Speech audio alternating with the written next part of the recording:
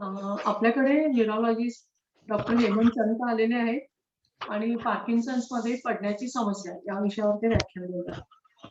Doctor संत हे आपल्या Parkinson मित्रमंडळाचे फार जुनी आपले त्यांचे संबंध आहेत. ते अश्विनीमध्ये आपल्या सभा जेव्हा व्हायच्या तेव्हाही डॉक्टर तिथं व्याख्यान द्यायला आलेले आहेत.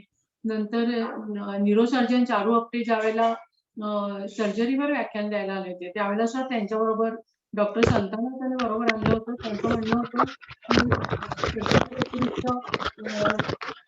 काही विचारलं तर कोणीतरी न्यूरो फिजिशियन पाहिजे म्हणून त्यांनी त्यावेळेलाही संत आलेले होते. आपली पुस्तकं काही त्यांच्याकडे आपण ठेवली होती. त्यांनी आपल्या पेशंटना देणं आणि शिवाय पेशंटना माहिती सांगणं आपल्या मित्रमंडळाची हे ते करत असतात. आणि आपल्या व्हॉट्सअप ग्रुपवरच्या सगळ्यांना हेमंत संत हे नाव माहिती आहे कारण भास या विषयावर लेख आपल्या स्मरणिकेमध्ये आहे भास या विषयावरचा. आणि व्हॉट्सअपवर कोणी ना कोणी भासावर काही ना काही विचारत असतं. त्यावेळेला त्यांना कोणी इतर काहीतरी चुकीची माहिती देत असतं. त्यापेक्षा मी हा डॉक्टर संतांचा लेख लगेचच मी लिंक ती पाठवत असते आणि नवीन नवीन लोक येतात आणि ती लिंक इतक्या वेळा आमच्या ग्रुपवर दिली गेली आहे आणि त्यातनं सगळे उत्तरं लोकांना मिळतात. त्यामुळे हेमंत संत हे नाव आमच्या सगळ्या लोकांना अगदी माहितीच आहे. आता मी फॉर्मल ओळख करून देते. सह्याद्री त्यांचं MBBS आणि MDचं शिक्षण गुजरात युनिव्हर्सिटीमधून झालेलं आहे. नंतर त्यांनी DM न्यूरोलॉजी मध्ये केलेले मुंबई मधून. नंतर सह्याद्री स्पेशालिटी हॉस्पिटल न्यूरोलॉजी डिपार्टमेंटचे ते हेड आहेत आणि पुणे न्यूरोलॉजी सोसायटीचे ते माजी अध्यक्ष आहेत. इंडियन एपिलेप्सी सोसायटीचे ते माजी सेक्रेटरी आहेत आणि महाराष्ट्र असोसिएशन ऑफ न्यूरोलॉजीचे ते प्रेसिडेंट आहेत. मला डॉक्टरांना विनंती करावीशी वाटते की ते आता या न्यूरोलॉजीचे प्रेसिडेंट आहेत तर आम्हाला त्यांनी जर महाराष्ट्रातल्या न्यूरोलॉजिस्टची न्यूरोसर्जनची जर आम्हाला नावं पत्ते दिले तर आम्ही आमचं ब्रोशर त्यांच्याकडे पोस्टाने पाठवू आणि त्यांना त्यांच्याकडे येणाऱ्या पेशंटना मित्रमंडळात सामील व्हायला सांगू की त्याचा खूप फायदा होतो असं आम्हाला या लॉकडाऊन मध्ये तर तो प्रचंड फायदा सोमतेज गटाचा झालेला दिसला. तर परगाव आणि आता या ऑनलाईन सभामुळे परगावचे लोक सुद्धा जॉईन होऊ शकतात. तर ती मी तेवढे तुम्हाला रिक्वेस्ट करते आणि डॉक्टरांचं स्वागत तर करतीच आहे आणि आपल्या सगळ्यांचं स्वागत आणि मी डॉक्टरांच्याकडे आता सूत्र देते. राईट. आजचा जो काही विषय आहे आपला कॉल्स म्हणजे पार्किन्सन मध्ये जे काय तोल जाऊन पडणं किंवा इतर कारणांमुळे याच्यावर थोडीशी चर्चा करणार आहोत आपण.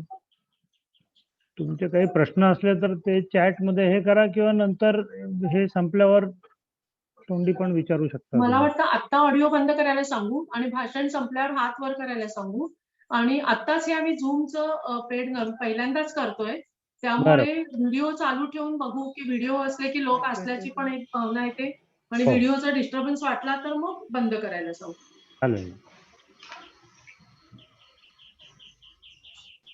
चालेल डॉक्टर सुरू करा. ओके.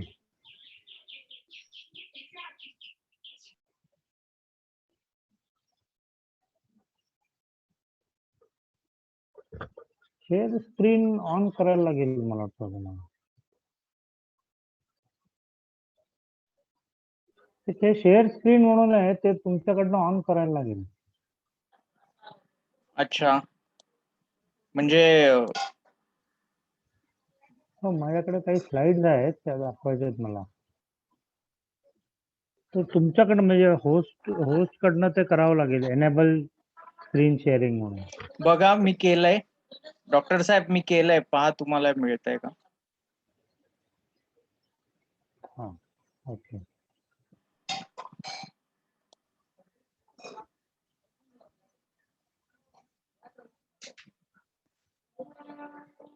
राईट दिसतंय का. होय स्क्रीन होय दिसतंय. होय. आता जरी या स्लाइड्स इंग्लिश मध्ये असल्या दिसतं तरी मी मराठीतच बोलणार आहे.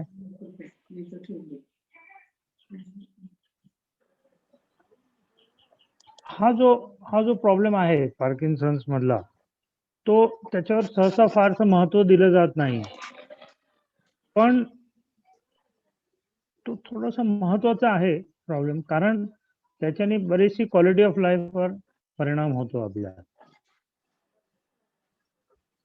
आणि नक्की म्हणजे इतर लोकांपेक्षा पार्किन्सन मध्ये जवळजवळ 2 पटीने हे असतं की म्हणजे पडण्याची भीती असते, पडण्याचे चान्सेस असतात.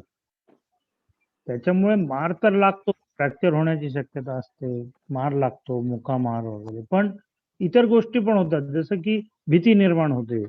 मग ती भीती निर्माण झाली की चालायची ऍक्टिव्हिटी कमी होते, त्यामुळे क्वालिटी ऑफ लाईफ वर परिणाम होतो. आजूबाजूचे केअर गिव्हर्स असतात त्यांच्यावर प्रॉब्लेम येतो. तर ही याची कारण काय, हे का माणूस असं म्हणजे पार्किन्सन मध्ये पडायचं कारण काय असतं, तर 2 गोष्टी, एक म्हणजे बॅलन्स आणि दुसरं म्हणजे फ्रीजिंग.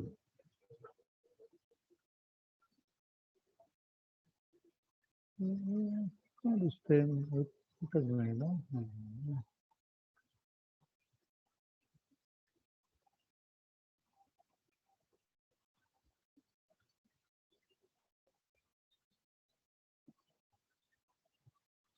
स्क्रीन दिसतोय ना तुम्हाला?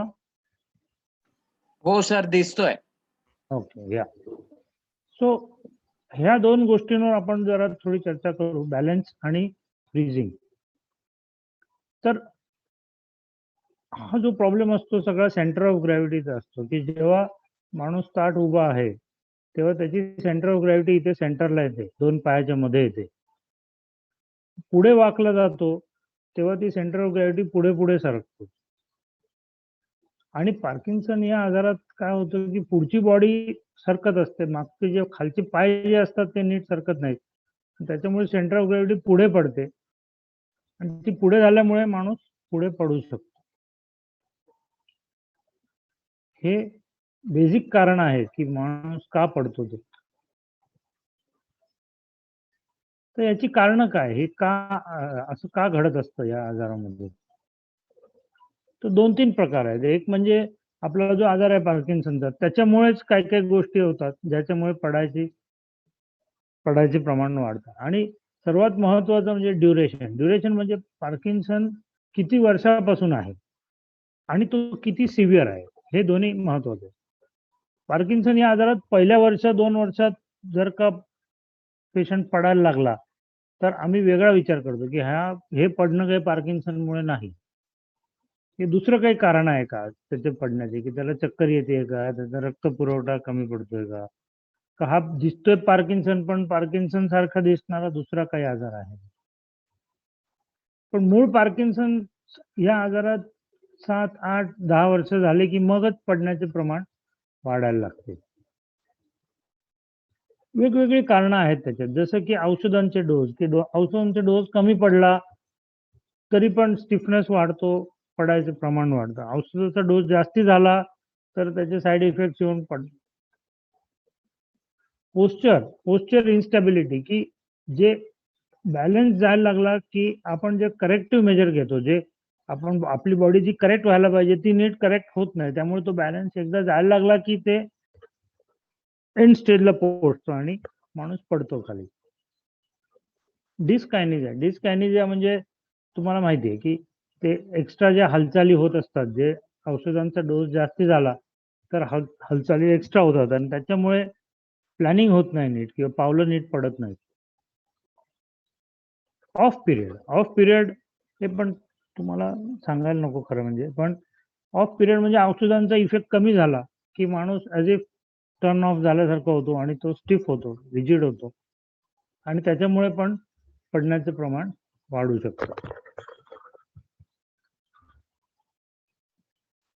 चालण्याच्या इश्यूज मध्ये मेन आहे हे फ्रीजिंग म्हणजे माणूस एकदम स्टॉप होतो, एक त्याच ठिकाणी थांबतो किंवा त्याच ठिकाणी थोडी थोडी हालचाल होते, पुढे सरकायचं काही जमत नाही. फेस्टिनेशन हा एक दुसरा प्रॉब्लेम आहे पार्किन्सनचा, की जसं आपण कुठल्या तरी आपल्या ध्येयाकडे पोहोचतो आणि ती खुर्ची आहे किंवा सोफा आहे तिथे जवळ पोहोचलो की एकदमच स्पीड वाढते फास्ट आणि त्याच्यामुळे ते एक्झॅक्ट एंडला जे प्लॅनिंग व्हायला पाहिजे नीट थांबून बसायला पाहिजे ते जमत नाही आणि माणूस खाली पडतो. ड्रॅगिंग ऑफ फीट म्हणजे पावलं न उचलता घसरत घसरत जे चालतो आपण, त्याच्यामुळे पण प्रॉब्लेम्स येतात. नॅव्हिगेटिंग नॅरो स्पेसेस म्हणजे मोकळी जागा असली चालणं सोपं असतं, पण एकदमच जागा नॅरो झाली, जसं की दरवाजा आला, लिफ्टचं दार आलं, बाथरूमच्या ह्याच्यात आत शिरायचंय, तर एकदम अचानक ते प्लॅनिंग मध्ये गोंधळ होतो ब्रेनच्या आणि त्याच्यामुळे फ्रीजिंग निर्माण होतो, त्याच्यामुळे बॅलन्स जायची शक्यता असते. आणि लास्टली टर्निंग, की टर्न करताना जी काही प्लॅनिंग व्हायला पाहिजे, जी काही स्पीड कमी जास्ती व्हायला पाहिजे ती नीट जमत नाही आणि त्याच्यामुळे पडण्याचे चान्सेस वाढतात. तर हे काही इश्यूज आहेत जे आजाराशी रिलेटेड आहेत, पार्किन्सन्स. इतर इश्यूज आहेत जे जनरल इश्यूज आहेत की ज्याच्यामुळे पण पडण्याचे प्रमाण वाढू शकतं, जसं की अँझायटी, टेन्शन, की बाई भीती वाटायला लागली की आपण पडणार, आता आपल्याला जमेल की नाही, अरे बापरे हे कसं होणार, अशी अँझायटी निर्माण झाली की ते, कारण चालणं हे शेवटी रिफ्लेक्स ऍक्शन आहे, तर त्या रिफ्लेक्स ऍक्शनला वरून असं काही गडबड झाली, कॉन्शियस झाला माणूस, टेन्स झाला, तर त्याच्यामुळे प्रॉब्लेम होतो. विजन कमी व्हायला लागलं, कॅटरॅक्ट डेव्हलप झाला, का दिसायला फोकसिंग मध्ये प्रॉब्लेम यायला लागला. हा फोकसिंगचा प्रॉब्लेम कधी कधी पार्किन्सन या आजारामुळे पण होतो, कधी कधी काही मेडिसिन्समुळे होतो, जसे की पॅसिटेन नावाचे मेडिसिन आहे, त्याच्याने काही लोकांना ते फोकसिंग मध्ये गडबड होते. सगळ्यांनाच होते असं नाही, पण काही लोकांना होते. सो विजन मध्ये गडबड असली तर एक्झॅक्ट ते अंदाज चुकतो आपला आणि त्याच्यामुळे पडण्याचे चान्सेस वाढतात. अल्कोहोल हा प्रॉब्लेम आपल्याकडे फारसा नाही, पण वेस्टर्न कंट्रीज मध्ये बऱ्यापैकी आहे आणि त्याच्यामुळे ऑफकोर्स तोल जाणं आणि मेन म्हणजे की ब्रेन ऍक्टिव्हिटी डल होते, त्यामुळे अंदाज चुकायचे चान्सेस वाढतात. डिप्रेशनमुळे पण चालणं मंद होतं, चालण्याची इच्छा कमी होते, ब्रेन ऍक्टिव्हिटी स्लो डाऊन होते. So हा एक इश्यू आहे ज्याच्याकडे लक्ष द्यावं लागतं. ऑस्टिओपोरोसिस, हाडं ठिसूळ झाली तर त्याच्यामुळे जर पडलं तर लागण्याचे प्रमाण वाढतं किंवा फ्रॅक्चर होण्याचे चान्स असतात. ऑस्टिओपोरोसिसमुळे सांधे विंधे दुखतात, पण मसल्स दुखतात आणि त्याच्यामुळे पण चालण्याची प्रक्रिया जरा डाऊन होते आपली. काही औषधं असतात, झोपेची औषधं म्हणा, किंवा कधी कधी भास होत असतात त्याची औषधं देतात, किंवा कधी कधी युरिन कंट्रोल नाही म्हणून औषधं असतात. तर ह्या सगळ्या औषधांमुळे पण ब्रेन फंक्शनवर परिणाम होतो. ब्रेनची जी प्रोसेसिंग स्पीड असते, स्पीड ऑफ थिंकिंग, ती स्पीड कमी होते आणि त्याच्यामुळे पडण्याचं प्रमाण वाढू शकतं. आणि लास्टली ऑफकोर्स इनऍक्टिव्हिटी, की माणूस जर ऍक्टिव्हच नसला तर मग चालणं बिळणं जरा जास्ती अवघड जातं.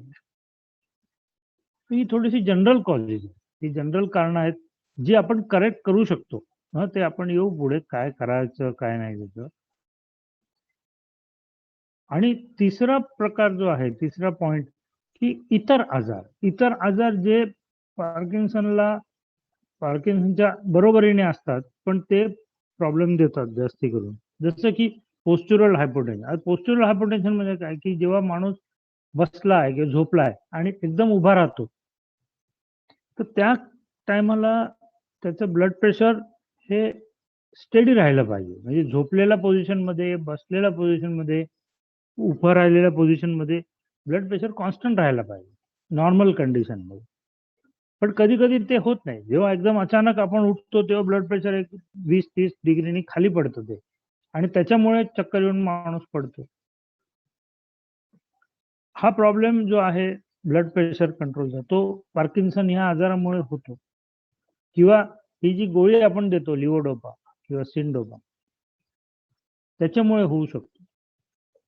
किंवा कधी इतर गोष्टी आहेत, इतर ब्लड प्रेशरच्या गोळ्या आहेत म्हणा, इतर औषधं चालू असतात, त्याच्यामुळे कधी कधी होऊ शकतो. डायबिटीज मध्ये होतो.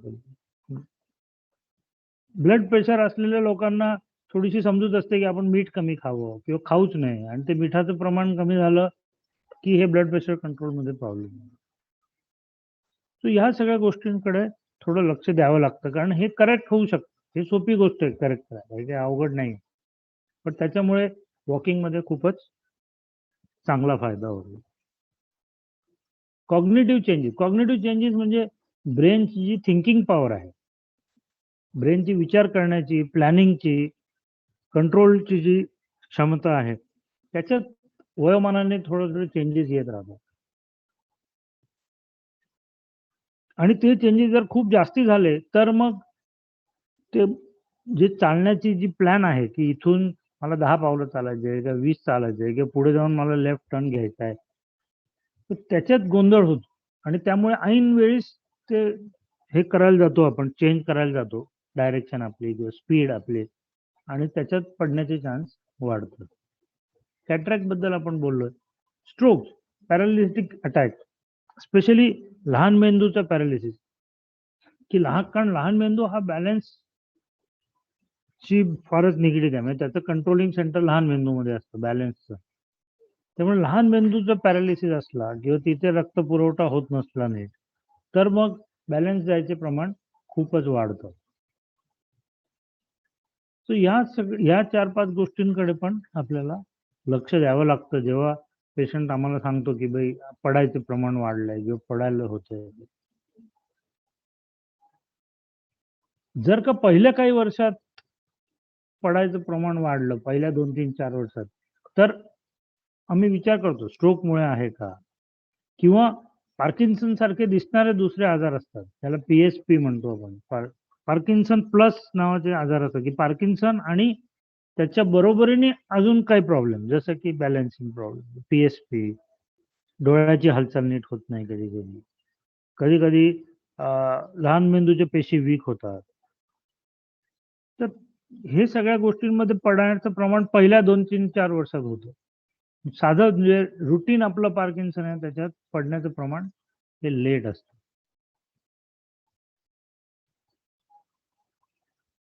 सो आता कुठलं कारण आहे पडण्याचं, ह्याच्यावर थोडासा आपल्याला डिटेलमध्ये विचार करायला पाहिजे.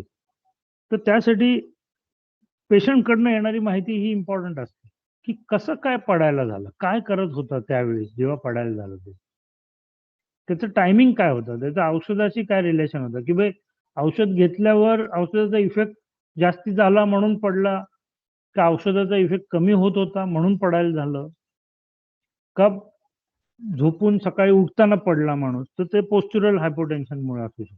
किंवा बराच वेळ बसलाय, तास दीड तास बसलोय आपण आणि मग एकदम उठायला गेलो, मग ते पाय चिकटून राहतात आणि त्याच्याने पडायला होतं.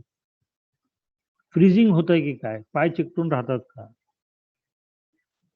आतमध्ये घराच्या आत असं होतंय का, का घराच्या बाहेर निघाल्यावर पडायला होतं.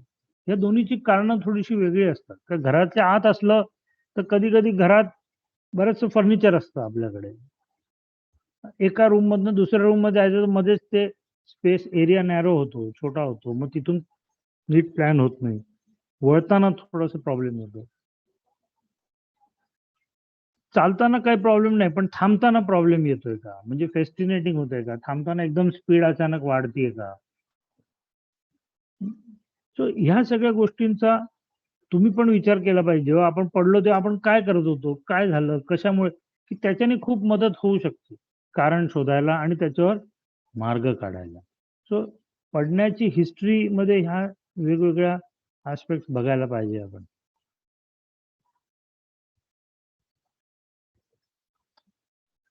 आता बॅलन्स जो आहे, तोल सांभाळणं, ह्याचे पण मल्टिपल फॅक्टर्स असतात की ज्याच्यामुळे होतं. हे आपण म्हटलं लहान मेंदूचं आपण सांगितलं. न्यूरोपॅथी, पायाच्या नसा जर वीक झाल्या असल्या तर त्याच्या 2 गोष्टी होतात. पायाची नस वीक झाली तर एक तर पायातली ताकद कमी होते. पण दुसरं म्हणजे संवेदना कमी होतात. पायाकडनं जे मेंदूला जाणारे सिग्नल असतात, ते डाउन होतात आणि त्याच्यामुळे इम्बॅलन्स व्हायचे चान्स खूप असतात. सो हे न्यूरोपॅथीबद्दल, स्पेशली डायबिटीज पेशंट्समध्ये हे न्यूरोपॅथी होण्याचे चान्स असतात. किंवा कधी-कधी B12 व्हिटॅमिनची कमी होते खाण्यापिण्यात किंवा ॲब्झॉर्ब होत नाही आणि मग ते B12 कमी झालं की त्याच्यामुळे न्यूरोपॅथी होते. अल्कोहलमुळे न्यूरोपॅथी होऊ शकते. काही-काही औषधं असतात, रुटीन औषधं नाही आपली, पण काही-काही औषधं असतात, की ज्याच्यामुळे न्यूरोपॅथी डेव्हलप होऊ शकते. सो हा एक विचार आपल्याला मनात ठेवायला पाहिजे की न्यूरोपॅथीमुळे बॅलन्स जातोय की काय. पोस्च्युरल इन्स्टॅबिलिटी हा प्रकार पार्किन्सनच्या लेट स्टेजमध्ये युजली होतो, की जेव्हा आपलं पोस्चर खराब होतं, माणूस एक साईडला टर्न होतो किंवा पुढे जास्ती वाकायला लागतो आणि ते पोस्चर करेक्ट करायला पाहिजे. म्हणजे माणूस जेव्हा आपण नॉर्मली जेव्हा पडायला जातो तेव्हा बॉडी आपोआप ऍडजस्ट करते, थांबते तिथेच, कुठेतरी लगेच सपोर्ट घेते. पण लेट स्टेज पार्किन्सनमध्ये ते जमू शकत नाही नीट आणि त्याच्यामुळे ते पोस्चरल इन्स्टॅबिलिटीमुळे लगेचच पडायला होतं आपल्याला. एन्झायटी हे खूपच कारणीभूत असतं पडण्यासाठी, बॅलन्स सांभाळण्यासाठी, की आपण रुटीनली रिफ्लेक्सली करत असलो काही तर काय इश्यू नाही, व्यवस्थित सगळं चालू असतं. पण टेन्स झालो, अरे 4 लोक बघतायत आपल्याला, अरे मी फंक्शनला गेले, मला जमेल की नाही, असं काही घडायला लागलं, कॉन्शियस झालो आपण, की मग ते बॅलन्सिंगवर परिणाम होतो. आणि ऑफकोर्स आपलं फ्लोअर कसा आहे, म्हणजे स्मूथ फ्लोअर असला, इव्हन फ्लोअर आहे तर काही प्रॉब्लेम नाही. पण फ्लोअरमध्ये आता थोडं कुठेतरी पाणी सांडलंय किंवा बाहेर निघालो तर रस्ता खडबडीत आहे, अशा काही गोष्टी असल्या तर त्याच्यावर बॅलन्स करणं जास्ती अवघड जातं.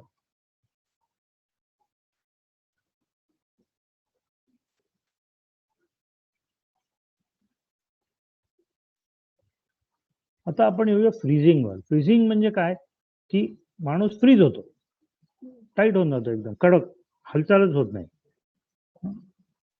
आणि ह्याच्यात 2 गोष्टी असतात, प्रिडिक्टेबल आणि अनप्रिडिक्टेबल. प्रिडिक्टेबल म्हणजे नियमित, की काहीतरी कारणामुळे, जसं की गोळीचा इफेक्ट गेला आणि माणूस फ्रीज झाला, हे प्रिडिक्टेबल झालं. त्याला उपाय आहेत, की प्रिडिक्टेबल म्हणजे काय, की गोळीचं हे वाढवणं, डोसेस वाढवा किंवा त्याची 3 टाइमच्या 4 टाइम गोळ्या द्या, म्हणजे मग तो पिरियड निघून जातो. पण बरेच वेळा फ्रीजिंग हे अनप्रिडिक्टेबल होतं. अनप्रिडिक्टेबल म्हणजे न सांगता, काही कारण नसताना अचानकच माणूस फ्रीज होतो. जसं की एकदम सडनली फ्यूज गेली, लाईट गेला की कसं एकदम तसा प्रकार झाला. बरेच वेळा फ्रीजिंग हे सुरुवातीला होतं, उठून आपण उभं राहिलो, चालायला गेलो तर त्या स्टेजला प्रॉब्लेम येतो. पण कधी कधी चालता चालताच येतं, एकदम नॅरो झालं, जसं मी म्हटलं डोरचा रस्त्याचा आय मीन दरवाजा आला एकदम मध्ये, किंवा समोरनं एकदम वाहन आलं, रस्ता क्रॉस करायचा झाला, तर त्यावेळेस होतं. एन्झायटीमुळे तर वाढतंच आणि मेडिसिनचं प्रमाण आपण म्हटलंच आहे. सो ही झाली थोडीशी कारणं आणि थोडे मेकॅनिझम, की ह्या गोष्टी का घडू शकतात आणि त्याच्यावर उपाय काय, की हे आपण कसं अवॉइड करायचं, कसं ट्रीट करायचं.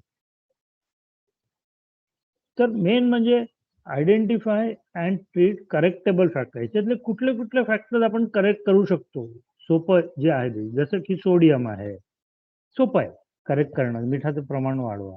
बीपी कमी जास्ती होत असलं तर त्याच्यावर उपाय आहे. औषधांचे डोसेस आणि टायमिंग हे पुढे मागे करून आपण ऍडजस्ट करणं. अल्कोहोलचं प्रमाण असलं तर ते कमी करणं, किंवा हे जे दुसरे औषधं जी असतात, झोपेची म्हणा किंवा भास होण्यासाठीची किंवा लघवीसाठीची, तर त्याचे डोसेस कमी करणं.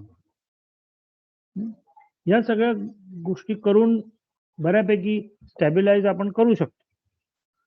फुटवेअर चांगलं पाहिजे आपल्याला, फुटवेअर चांगलं पाहिजे ज्याच्याने खालती जमिनीवर ग्रिप येईल प्रॉपर.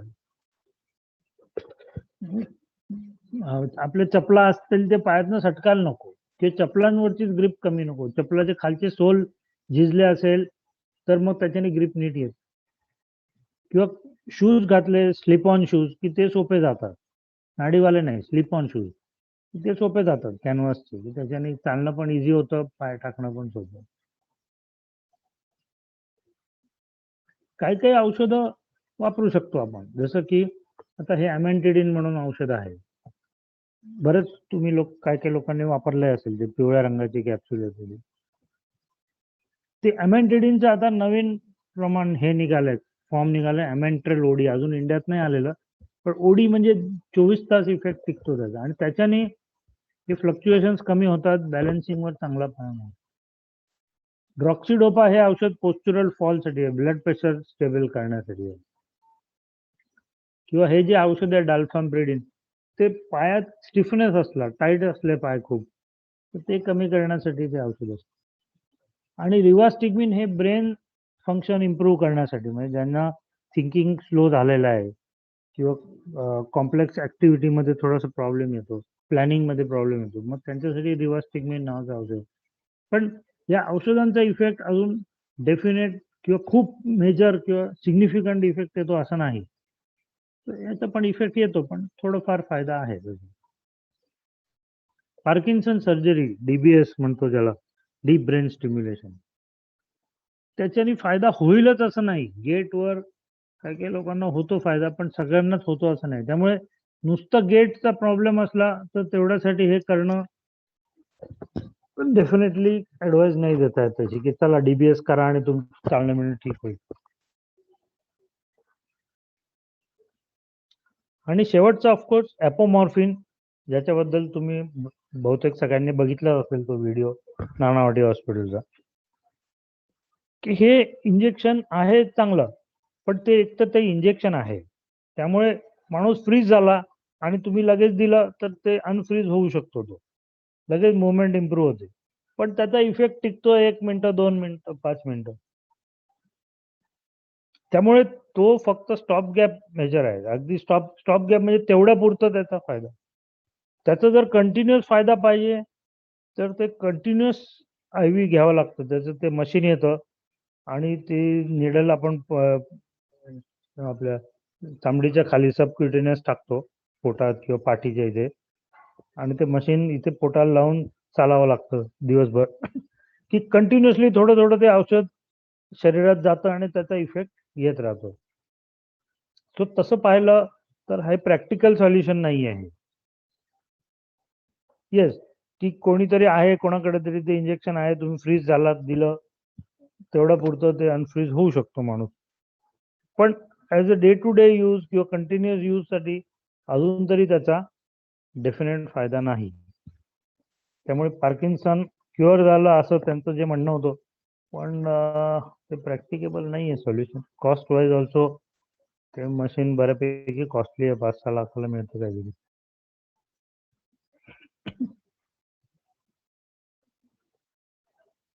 मग आपल्याकडे काय उरलं? मग आपण काय करायचं? मेडिसिन फारसे इफेक्टिव्ह नाहीत. थोडेसे प्रॉब्लेम जे काही फॅक्टर्स आहेत ते आपण करेक्ट केले. B12 दिलं, अल्कोहोल थांबवलं, फुटवेअर बदललं, सोडियम करेक्ट केलं. पण मग पुढे काय? तर मेन हे म्हणजे प्रिव्हेन्शन, की ह्या गोष्टी प्रिव्हेंटच करायला पाहिजे. त्यामुळे त्याची सुरुवात आधीपासून करायची, अर्ली स्टेजपासून. आणि त्याच्यात एक्सरसाइज हे फार महत्वाचं राहतं. Exercise very important. Early phase of the disease, म्हणजे ठीक आहे आता मला काय होत नाही, मी कशाला करू, असं म्हणून आळस करून चालत नाही. जेवढं तुम्ही एक्सरसाइज लवकर कराल आणि जेवढं नियमित प्रमाणे कराल तेवढा त्याचा फायदा आहे.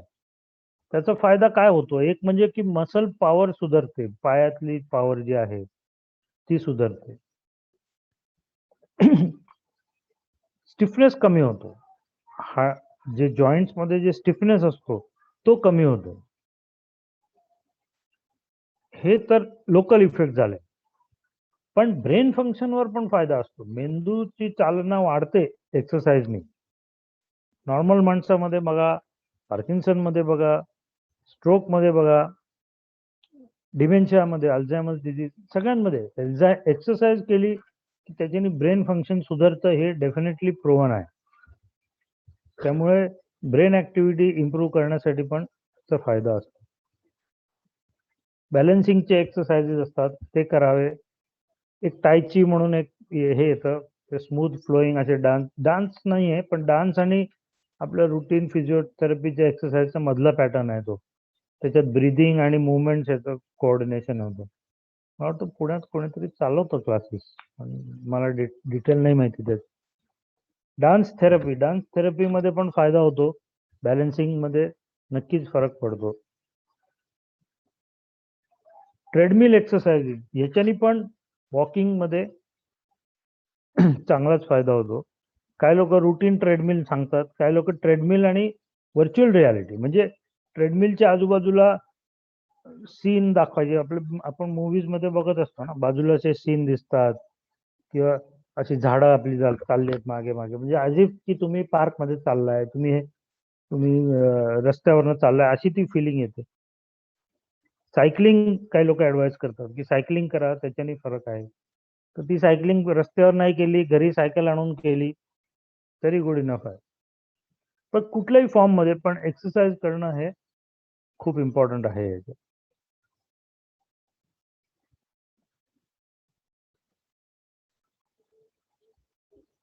फ्रीजिंग साठी काय करायचं?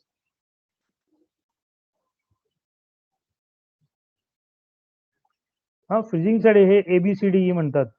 ए, अलोकेट इनफ टाइम. म्हणजे काय की कुठेही जायचं असलं किंवा काही काम करायचं असलं तर नॉर्मली तुम्हाला 5 मिनिटं लागत असली, तुम्ही म्हणता ठीक आहे हे 5 मिनिटात होईल, आपण 7 मिनिटं ठेवायची, त्यात 2 मिनिटं एक्स्ट्रा ठेवायची, म्हणजे घाई गडबड होत नाही.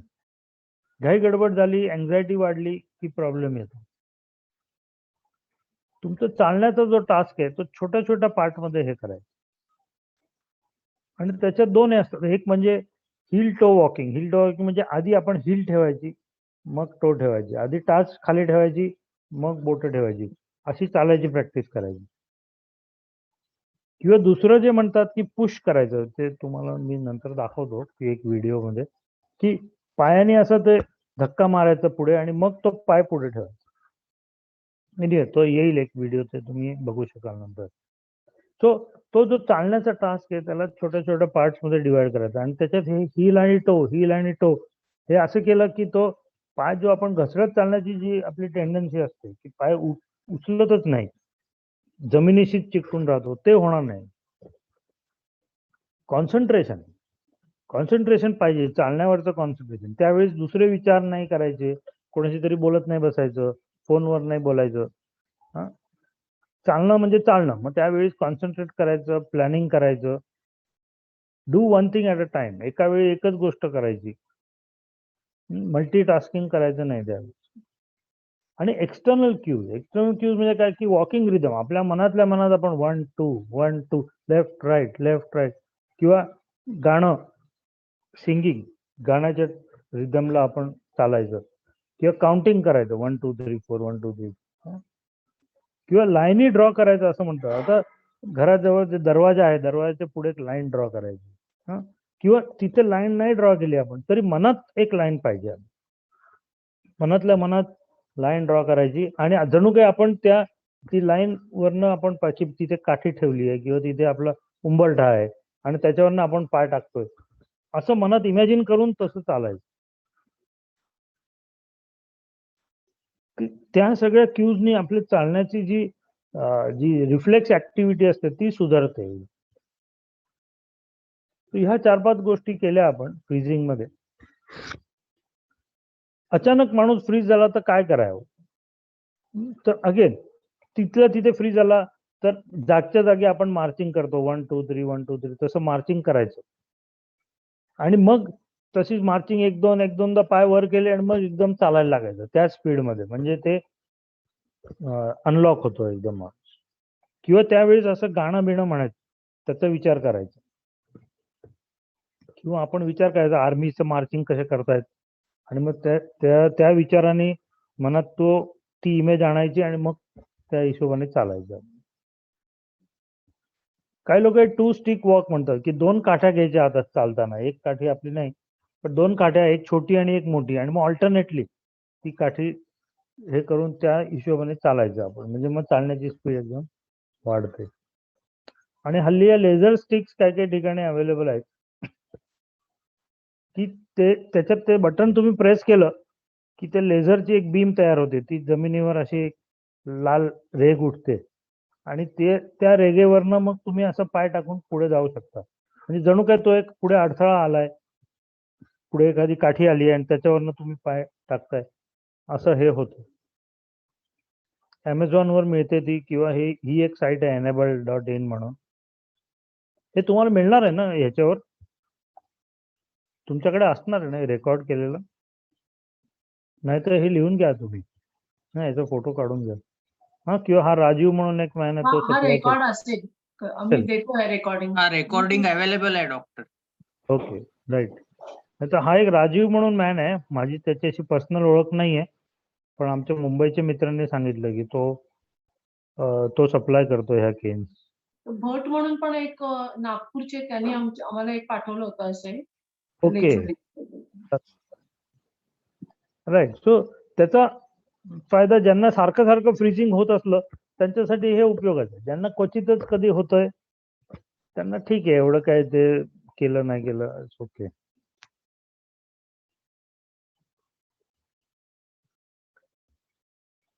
सो याच्या व्यतिरिक्त बाकी गोष्टी असतात ज्याच्यामुळे चालणं सोपं जातं आपल्याला, पडण्याचे प्रमाण कमी होतं. जसं की लाइटिंग. अंधार नाही पाहिजे, लाइटिंग प्रॉपर पाहिजे. स्पेशली संध्याकाळची जी वेळ आहे 6 ते 7, 6 ते 8 ही वेळ, सूर्यास्ताची वेळ, त्या टायमाला लाइटिंग बिटिंग प्रॉपर पाहिजे. किंवा रात्री रूम मध्ये नाईट लॅम्प पाहिजे, किंवा आपल्या जवळ एक टॉर्च पाहिजे. रात्री उठलो लघवीला जायला की आधी टॉर्च ऑन करायचा, बसायचं एक 2-5 सेकंद आणि मग उठून चालायला लागायचं. घरात मध्ये मध्ये मध्ये फर्निचर नाही पाहिजे. जेवढं शक्य असेल फर्निचर तेवढं सगळं भिंतीशी ठेवायचं, म्हणजे मधली स्पेस ओपन पाहिजे चालताना. नंतर हे नॅरो एरियाज मध्ये लाईन ड्रॉ करणं, ती लाईन ऍक्च्युअल नसली तरी मनात असली लाईन तरी चालतं, की या दरवाजाच्या पुढे एक छोटा उंबरठा आहे, त्याला मी क्रॉस करून जाणार आहे, असं मनात विचार करून गेलो की ते सोपं जातं. बाथरूम मध्ये हँडल्स पाहिजेत. स्पेशली आपण जेव्हा बसून उठायला जातो तर ते उठताना हँडलचा वापर केला पाहिजे. टाईल्स आपल्या जे आहेत ते मॅट टाईल्स पाहिजे, ते असे ग्लॉसी टाईल्स नको. बाथरूमच्या बाहेर आल्या आल्या प्रॉपर एक डोअर मॅट पाहिजे, जिथे पाय आपण नीट पुसू शकतो. आतमध्ये बसताना स्टूल थोडस उंच पाहिजे, अगदी लो स्टूलवर नाही बसायचं. या गोष्टी छोट्या छोट्या आहेत, पण त्याच्याने बऱ्यापैकी कम्फर्ट लेवल आपली वाढते खूप. चालताना प्लॅनिंग करायचं, ते महत्वाचं आहे, की इथून चालायचं मला 10 पावलं झाली की मग डावीकडे वळायचंय, हे प्लॅनिंग झालं पाहिजे. की आता दरवाजा आला, 5 पावलांनी दरवाजा आहे, मला तिथे थांबायचंय. हे आधीपासून जर आपण प्लॅनिंग केलं, 1-2दा मनातल्या मनात म्हटलं की ते सोपं जातं त्याचं ती ऍक्टिव्हिटी करायला. आणि जिना चढताना उतरताना रेलिंग पाहिजेत, स्पेशली टॉपला किंवा बॉटमला. अगदी सर्वात खाली आणि सर्वात वरती, की जिथे सुरुवात करतो आपण आणि जिथे थांबतो, या 2 ठिकाणी रेलिंग असलं, कुठेतरी सपोर्ट असला की ह्या गोष्टी सोप्या जातात. टर्निंग करताना पण महत्वाचं आहे बॅलन्सिंग लाईन. करेक्ट, की चालताना दोन्ही हातात काही वस्तू घेऊन नाही जायची. चहा आणून द्यायचा आहे म्हणा किंवा हे म्हणायचंय, तर एका वेळी 1 कप आणून द्यायचा. दोन्ही हातात 2 कप घेतले किंवा असं ट्रे घेऊन चाललोय आपण, तर ते त्याच्याने जरा गोंधळल्यासारखं जास्त होऊ शकतं. चालताना हाताची मुवमेंटची प्रॅक्टिस करत राहायची आपण. हे सुरुवातीला, इव्हन बिफोर बॅलन्स काय गडबड व्हायच्या आधी, की जेव्हा केव्हा तुम्ही आतापासून प्रॅक्टिस करायची, की हाताची मुवमेंट झाली पाहिजे, left right. Heel to toe technique, हे तुम्हाला ते व्हिडिओची लिंक देणार आहे, त्याच्यात दाखवलंय. ते बघा, आधी हिल ठेवायची, टाच, आणि मग बोट ठेवायची, मग हिल ठेवायची, बोट ठेवायची. त्याच्याने चालण्याचा बॅलन्स खूपच सुधारतो. टर्निंग करताना जागच्या जागी टर्न नाही करायचं. टर्निंग करताना आपण कारचा टर्न कसा घेतो, यू टर्न मोठा, तसा यू टर्न घ्यायचा. किंवा काही लोक म्हणतात घड्याळाचं, की खालती जमिनीवर एक घड्याळ आहे असं समजायचं, की आता 12 वरनं 3 वाजायच्या ह्याच्यावर जायचं, मग 3 वरनं 6च्या ह्याच्यावर जायचं, असं टर्न करायचं. जास्त जागी टर्निंग करायला गेलो तर गडबड होते. उभं राहताना पण वाईड बेसवर थांबायचं. दोन्ही पाय अगदी जवळजवळ नाही पाहिजे, थोडे वाईड पाहिजे. थोडं पुढे मागे पाहिजे, 4-5 इंच एक पाय पुढे दुसऱ्याच्या, म्हणजे त्याच्याने सेंटर ऑफ ग्रॅव्हिटी ऍडजस्ट खूप चांगली होते. फुटवेअरचं आपण बोललोय, लो चेअर्स अँड सोफा, हे इम्पॉर्टंट आहे, की बसायचं झालं खुर्चीवर बसावं उंच जरा, किंवा सोफ्यावर बसायचं असलं त्याच्यावर एक उशी ठेवून त्याच्यावर बसायचं, म्हणजे उठायला यायला प्रॉब्लेम येत नाही. आणि 2 स्टिक मेथड. So या छोट्या छोट्या गोष्टी आहेत, पण ज्याच्यामुळे डे टू डे लाईफ आणि मेन म्हणजे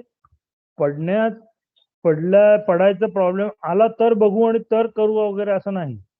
ह्या सगळ्या गोष्टी आत्तापासून तुम्ही अंमलात आणल्या पाहिजे. आत्तापासून प्रॅक्टिस केली पाहिजे याची. म्हणजे पुढे चालून काही प्रॉब्लेम येत नाही आपल्याला.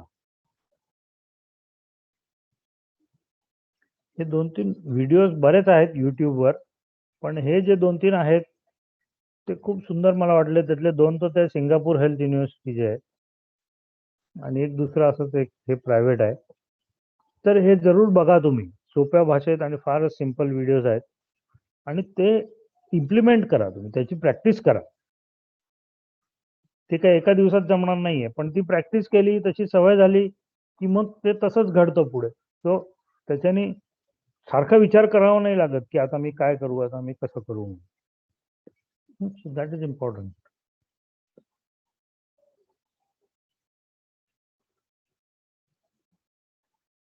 राइट. सो इन शॉर्ट आता ह्या काही गोष्टी आहेत बॅलन्सिंग आणि फ्रीजिंग आणि आपले फॉल प्रिव्हेंट करायला म्हणून. त्याच्यात एक गोष्ट मला सांगायची राहिली ती म्हणजे कॅल्शियम आणि व्हिटॅमिन डी याचं प्रमाण आपल्याला मेंटेन ठेवलं पाहिजे. हाडं ठिसूळ होऊन देता कामा नये.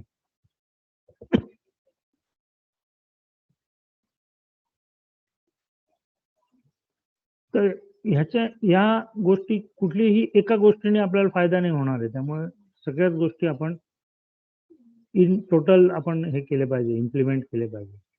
आणि त्याच्याने बरेचसे प्रॉब्लेम आपले कमी होऊ शकतील. राईट. तर हे माझ्याकडनं झालं. आता तुमच्याकडनं काय तुमचे प्रॉब्लेम, क्वेश्चन्स असतील तर ते विचारा. मी बघतो काय काय करता येईल मला ठरलं. चमचे चमचे, वाट्या, भांडी. म्हणजे दाखव ना पण ठीक आहे. बाकी काय राहिलं तर आपण बघूया. मी विचारू का? हो हिनल ताई विचारा ना. जवळजवळ 15 वर्ष पार्किंसन आहे. हा. रोज संध्याकाळी अर्धा तास फिरतात रस्त्यावर, म्हणजे जवळजवळ अर्धा पाऊण तास फिरतात आणि सकाळ संध्याकाळ कंपाऊंड मध्ये फिरतात. तेव्हा बरोबर. कधीच पडायचा प्रश्न येत नाही. पण जेवण झाल्यावर हात धुवायला सिंक कडे जातात तेव्हा तिथे जरा जरा जास्त उभं राहिले की होतं. हा फक्त उभं राहिलं आणि तेही म्हणजे सिंकडे म्हणजे हात धुवायला थांबावंच लागतंय. माझं चित्र कुठे त्यामुळे जेवण झाल्यावर सिंक कडे गेलं की होतं. हा फक्त. आणि ते सिंक जवळ आलं की त्या थोडं थांबतात पण. म्हणजे सिंक 1 फुटावर आहे तर त्या आधी थांबून बघ ना सरकून थोडा वेळ लावून ते सिंक पर्यंत पोहोचतात. खरं. सो तेच म्हटलं प्लॅनिंग पाहिजे याला, की आपण डायनिंग टेबल ते सिंक 7 पावलं आहेत. ते म्हणत पाहिजे की 7 पावलं आहेत, मला 7 पावलं पोचायचे. दुसरं म्हणजे सिंकच्या जवळ मग एक हँडल तयार करा तुम्ही. हँडल आहे. हँडलला धरलं तर त्यांची ग्रिप नाहीये त्यांना. त्याला रबर किंवा असं काहीतरी हे लावा. बरोबर. हँडल ते स्मूथ स्टीलचं असलं तर कधी कधी नाही होणार. त्याला ते रबर वगैरे हे रॅप करा म्हणजे ती ग्रिप येईल तुम्हाला. काय प्रॉब्लेम मला दिसत नाही. कुणी येत नाही. हातालाच ग्रिप नाहीये. म्हणजे हाताला ग्रिप नाही. ओके. सुद्धा हातातून एकदा पटकन सुटतो. तेला झालेला असला तरी तो राहील असं नाही शकत. करेक्ट. हा मग थोडा प्रॉब्लेम नाही म्हणायचं. त्यामुळे ते वॉकर बिकर काही घेत नाहीत. पण चालताना अगदी आपल्या नॉर्मल माणसासारखं चालतात रस्त्यावर. ते वाटणार पण नाही की यांना पार्किंगचं नाही. सो इंडोर मध्ये ते किती चालायचंय की बाहेर आपण चालत असलो तर ते आहे की अनलिमिटेड चालायचं ना, 5 मिनिटं 10 मिनिटं, मग ते ठीक आहे. हे आपल्याला 5च पावलं चालायचं तर एक्झॅक्ट ते 5 पावलाचं प्लॅनिंग करावं लागतं आपल्याला. ते मनात विचार करायचा की मला इथून 5 पावलं चालायचे, 5 पावलानंतरच मी थांबणार म्हणून. आणि मी तुम्ही आधी नाही थांबणार. 2 पायामध्ये अंतर ठेवून उभं राहा म्हटलं तर त्यांना जमत नाही. पुढे मागे उभं राहायचं मग. थोडं पुढे थोडं मागे असं. एक पाय पुढे एक मागे. असं साईड बाय साईड नाही उभं राहू शकला तरी असं थोडं पुढे मागे उभं राहायचं. म्हणजे मग बॅलन्स जरा इझी जातो. मग एकदा हात बीत धुवून झाले की पायाची हालचाल करायची, वर खाली करायची पाय. तिथल्या तिथे. ओके. right?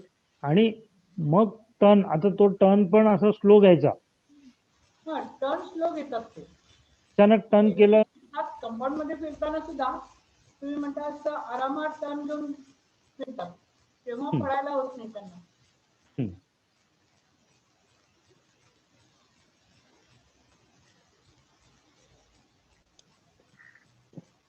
ठीक आहे, पुढचा प्रश्न कोण विचारणार आहे? प्लीज अनम्यूट करा मी. स्वतःला.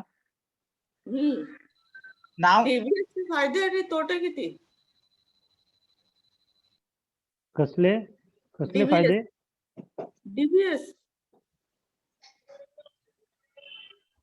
डीबीएस. हा डीबीएस मी म्हटलं तसं की नुसतं जर का फ्रीजिंगचा प्रॉब्लेम असला तर सगळ्यांनाच फायदा होतो असं नाही. बॅलन्सिंग वर फारसा काही होत नाही फायदा. पण ज्यांना एक साइडचा प्रॉब्लेम जास्ती आहे, एक साइड जास्ती एक साइड कमी प्रॉब्लेम आहे, ज्यांना थरथर खूप आहे, ज्यांना गोळ्याचे फ्लक्च्युएशन खूप होतात आणि त्याच्या बरोबरीने हे फ्रीजिंगचे प्रॉब्लेम असेल तर फायदा नक्की होतो डीबीएसचा. पण बाकी गोष्टी स्मूथ आहेत सगळ्या, फक्त चालण्याचा प्रॉब्लेम जास्ती आहे तर मग डीबीएसचा होईल की नाही डिफिकल्ट सांगणं. हॅलो. हा किरणजी विचारा. माझ्या 2 पायांपैकी एका पायाचं नी रिप्लेसमेंट झालेलं आहे, हा, एका पायाचं नाही. तर तो नी रिप्लेसमेंट असलेला पाय जो आहे तो नेहमी उशिरा बाहेर पडतो किंवा तो त्याच्यामुळे पडण्याची भीती मला कायम वाटत राहते. पण त्याच्यावर त्या काय करता पायाच्या येईल? मग एक्सरसाइज करून तो स्ट्रॉंग करायला पाहिजे जरा. बरं. थोडं ते जे पुश टेक्निक आहे ना, म्हणजे पाय आपण आता असे उभे आहोत आपण आणि मग तो पाय असा पुढे घ्यायचा आणि मग टाकायचा. आणि रोपारच्या गोळीचा जास्त त्रास होतो असं लक्षात आलं.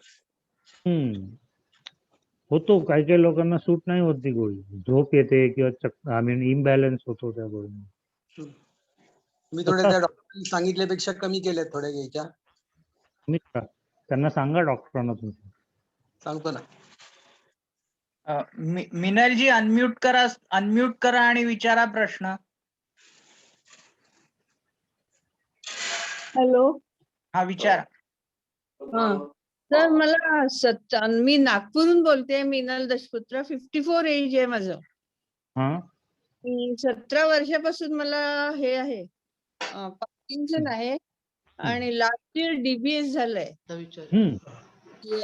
पण माझा डावा पाय या गेल्या 3 महिन्यापासून कंटिन्युअस दुखतोय. तर सर्व ऑर्थोपेडिकला वगैरे दाखवून झालं, झाली आणि स्पेसिफिकली नी पासून जास्त दुखतो. तर हा काय ब्रेन रिलेटेड प्रॉब्लेम आहे का? अवघड आहे ते, तसं सांगणं अवघड आहे ते. कोणीतरी तपासलं पाहिजे तुम्हाला. तुमच्या न्यूरोलॉजिस्टला विचारलं का? कारण गुडघ्याचा जर का प्रॉब्लेम नसला तर मग न्यूरोलॉजिस्टला दाखवायला पाहिजे तुम्ही. न्यूरोलॉजिस्टला तर दाखवलं, ते म्हणे सध्या ऑर्थोपेडिकचं तुम्ही हे करा. बरं. आणि सगळं आता पूर्ण पालथे झाले, नागपुरातले सगळे डॉक्टर्स पालथे झाले. बापरे. म्हटलं न्यूरोशी रिलेटेड असेल प्रॉब्लेम तर काही तुमचा ऍडवाइस व्हॅल्युएबल राहू शकतो ना. बरोबर, पण आता दुखण्यावर मग काय नर्वचे मेडिसिन बघायला लागतील. तसं सांगणं अवघड आहे कशामुळे दुखत असेल ते, हो की नाही, असं विदाऊट न तपासता. पण एखादी न्यूरोलॉजिस्टला दाखवू का? मग एखाद दुसऱ्यांचा ऍडवाइस घेऊन पाहू का? हो, दाखवा तुम्ही कोणाला तरी. तुमचं हे कुठे केलं डीबीएस? मुंबईला केलं? डीबीएस मुंबईला जसलोक हॉस्पिटलमध्ये. बसलो मला. कधीच दोषी. मग इथे तुमचे नेहमीचे न्यूरोलॉजिस्ट असतील ना, त्यांना दाखवा. अं? नागपूरला आहे ना ते. हम्म. मी नागपूरला आहे.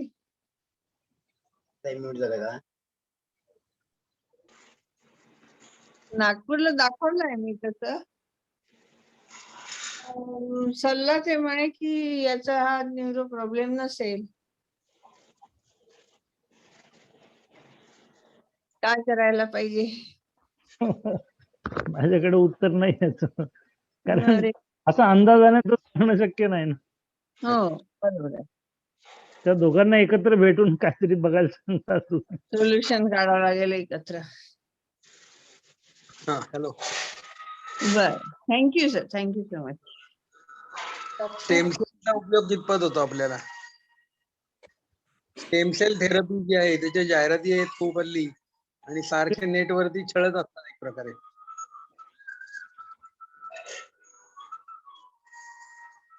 तरी नाही डेव्हलप झालं काही. ती स्टेम सेल मध्ये 2 प्रॉब्लेम आहेत.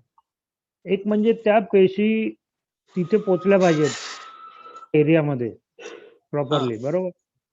दुसरं म्हणजे नुसतं ते नाही, त्याचं नेटवर्क तयार झालं पाहिजे. बोलायचं तेव्हा लाईन काढली आता. हॅलो, मी बोलू काय? हा हॅलो, ऐकतोय मी. हा मी ते हॅलो. हॅलो, हा मी जावडेकर. हा हा बोलू का मी? हो बोला ना. हॅलो. हा मी डॉक्टर प्रकाश जावडेकर, पिडियाट्रिशियन आहे आणि माझं साधारणपणे 14 वर्षापासून डायग्नोज झालं होतं. गेल्या 4 वर्षापासून सिमटम्स वाढल्या. मी एक छोटासा प्रयोग केला, कारण जिथे जिथे मी वाचलं तिथे असं आढळून आलं की half life of the tablet is very short आणि त्याच्यामुळं तुम्ही जर काही ऍक्टिव्हिटी करत असाल तर तुम्हाला डोपामिन कमी पडतं. म्हणून मी काय केलं की माझी जेव्हा ऍक्टिव्हिटी असेल असं मला वाटतं त्यावेळेला मी गोळी घेतो, क्रश करतो आणि पाणी पितो आणि मग कामाला लागतो. तर त्यामुळं मला जास्ती हलकं वाटतं. करेक्ट. आणि हे मी आणि मग माझा डोस किंवा माझी ऍक्टिव्हिटी ह्याला रिक्वायरमेंट त्याप्रमाणे ते स्प्रेड केलं. आणि असं करणं कितपत योग्य आहे, अयोग्य आहे किंवा काही हजार्डस आहे किंवा त्याचं असं काही हे आहे का? कारण मी 100 मिलीग्रॅम टॅबलेट वापरतो. बरोबर. so that I can have a small dose, I can have a little more dose. तर साधारणपणे मी 5-6 वाजता उठतो सकाळी, तर ते एक टॅबलेट घेतो, कारण मी अनुलोम विलोम वगैरे हे व्यायामाला सुरुवात करतो म्हणून. त्याच्यानंतर मी फिरायला जाण्याच्या आधी 2 टॅबलेट क्रश करून जातो. आल्यानंतर मग मी 2 टॅबलेट घेतो आणि 3 वाजल्यानंतर मी लॉंग ऍक्टिंग घेतो, कारण नंतर काही माझी फार ऍक्टिव्हिटी नसते.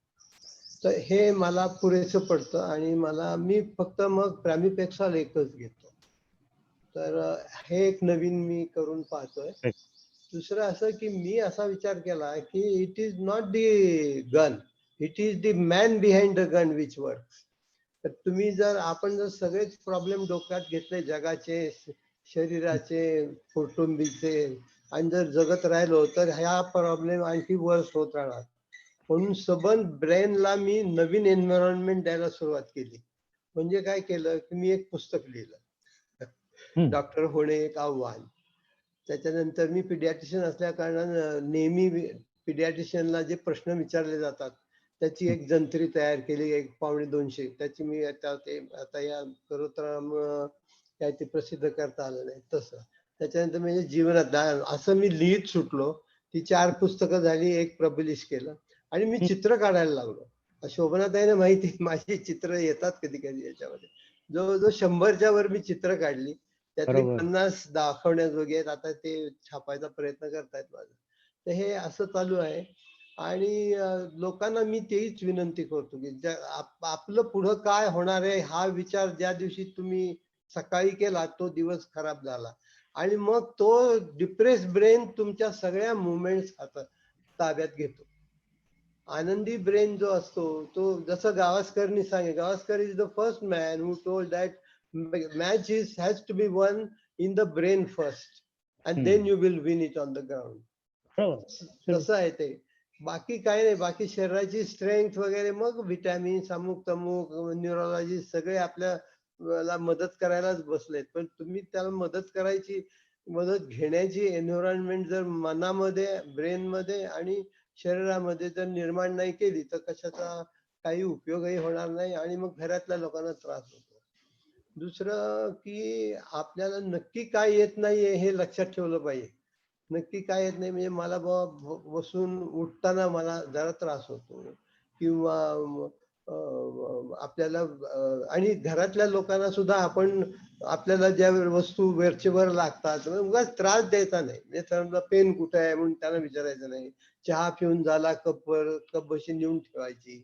आपल्या चपला कुठे आहे ते विचारायचं नाही कधी. आपला काठी कुठे आहे हे विचारायचं नाही. आपली ठेवली पाहिजे. वॉकर जे काही असेल, आपल्याला लागणारे आजचे कपडे, ह्या गोष्टीसाठी किंवा अशा अनेक गोष्टीसाठी लोकांना घरात त्रास द्यायचा नाही.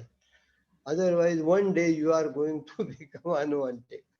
नाही, जेवढं कराल तेवढं चांगलंच आहे. आणि नवीन काहीतरी करा. मग अगदी पॉलिश करणं, शर्टाला गुंडी लावणं याच्यापासून आणखी काही असेल आणि ज्याच्यातून तुम्हाला आनंद मिळतो ते करत राहा. हा ब्रेन तुम्हाला आणखी डोपामिन देऊ शकतो. बरोबर, असं मला वाटतं. सर्वात इम्पॉर्टंट तुमचा जो पहिला पॉइंट आहे की गोळ्यांचे टायमिंग हे इंडिव्हिज्युअलाइज, कोणाला 8 वाजता, कोणाला 6 वाजता, कोणाला 8:30ला, ते तुम्ही काय ऍक्टिव्हिटी करता त्याप्रमाणे तुम्ही टायमिंग पुढे मागे करा गोळ्यांचे. There is no fix dose. हे काय बीपीच्या गोळ्यांसारखं नाही आहे की सकाळी 6ला आणि रात्री 6लाच घेतलं पाहिजे. मॅक्सिमम किती आपले टिडोमेट 100 जे आहे त्या मॅक्सिमम 1000 मिलीग्राम जवळजवळ तिथपर्यंत आलोय मी. पण मी कुठेतरी वाचनात असं वाटलं की people have given even up to 2000 also. पण नंतर त्याचा रेशिओ कमी होतो बेनिफिटचा. अच्छा, हा, ते मी general side effect versus benefit. मग थोडंसं जास्ती व्हायला लागलं तर यू हॅव टू मग ते प्रॅमिपॅक्स किंवा रोपार्क हे वाढवायला लागेल तुम्हाला. प्रॅमिपॅक्स घेतो मी, पण ते वाढवायला लागेल.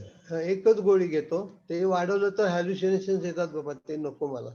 त्याच्यापेक्षा मी आहे त्या ह्याच्यावरती मी राहीन. सायकल मी चालवत होतो पण हल्ली बंद केली आहे. मला हे वाटतं स्टॅटिक सायकल चालवतो घरातली. एक सायकल, आणि सायकल नसली जरी मनात तसा विचार करून बसल्या असं पेडलिंग केलं तरी ठीक आहे. आणि ऍक्टिव्हिटी ब्रेन मध्ये सर्कल चाललं पाहिजे. ती फिजिकल ऍक्टिव्हिटी तर आहेच, पण ती ब्रेन ऍक्टिव्हिटी आपला to the extent I will say that ह्याच्यातून काहीतरी नवीन ऑपॉर्च्युनिटी शोधावी माणसाला, which will give you more enthusiasm and satisfaction and goal to live more rather than to get depressed and pray for the काय म्हणतात last moment. Yes, physical important आहे. एवढंच मला सांगायचं होतं. की त्या पायावर सूज येते, तर सुजेमुळे चालण्यावरचा तोल जाऊ शकतो का? नाही ना, त्यामुळे तोल नाही जात. बरं, सूज येत असली पाय वर करून बसायचं, समोर खुर्चीवर किंवा सोफ्यावर पाय ठेवायचे किंवा झोपून खाली उशी ठेवायची आणि 5 मिनिटं झोपून राहायचं. बर. आणि स्टिक्सच्या ऐवजी वॉकर वापरायला लागेल का नंतर कधी? आता इमिजिएट नाही, पण is walker a good solution? अगदीच बॅलन्स खूप जात असला तर वापरायचा वॉकर. बरं, ठीक आहे. थँक्यू. वॉकरनी बऱ्याच वेळा फ्रीजिंग वर पण फायदा होतो, कारण ते पुढे टाकायचे ऍक्शन आणि मग त्याच्यावर पाय टाकायचे. हो, थँक्यू. माझं हे आहे, खरं तर त्यांना चालताना बॅलन्स पेक्षा मला त्यांची भीती वाटते की झोपल्यानंतर झोपेत ते खूप जोरात पाय आपटतात आणि ते पाय आपटत सरकायला लागतात, तर ते झोपेत पडतील का अशी मला भीती वाटते. तर हे नवीनच सुरू झाले त्यांचं. अर्थात आम्ही तुमच्याकडनं स्टेटमेंट घेतो, तर आत्ताच हे सुरू झालंय, त्यामुळे मी येणारच होते. तर ते इतरांना पण समजावं म्हणून ते झोपेत पाय आपटण्याचं काय होतं? जोरात भरपूर जोरात पाय आपटतात. एकच मिनिट. हॅलो, बोलू का? उठले का? हॅलो, गेले होते. डॉक्टर 1-2 मिनिटं गेले आहेत, आले की विचार. हो हो झाले की विचार.